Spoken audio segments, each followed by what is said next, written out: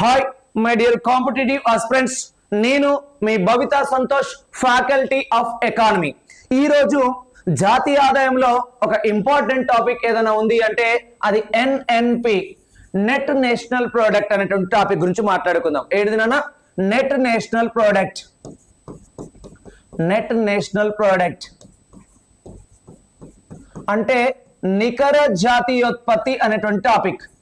నికర జాతీయోత్పత్తి, నికర జాతీయోత్పత్తి అనే టాపిక్ గురించి మాట్లాడుకుందాం.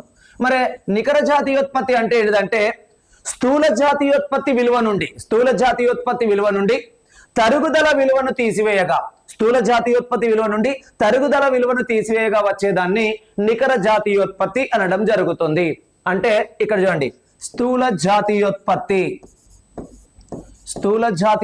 విలువ నుండి దేని తీసివేయాలి? తరుగుదల విలువను తీసివేయాలి.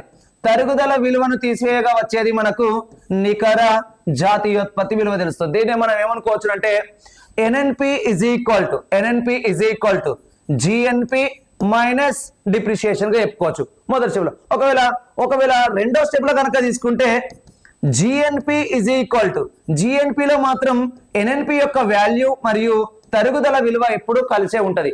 నికర ఉత్పత్తి విలువకి తరుగుదలను కలిపితేనే మనకు స్థూల జాతీయోత్పత్తి విలువ వస్తుంది. ఎప్పుడైనా కానీ ఇక్కడ చూడండి, స్థూల అంటే మొత్తం, నికర అంటే స్థూలలో కొంత భాగం అన్నట్టు.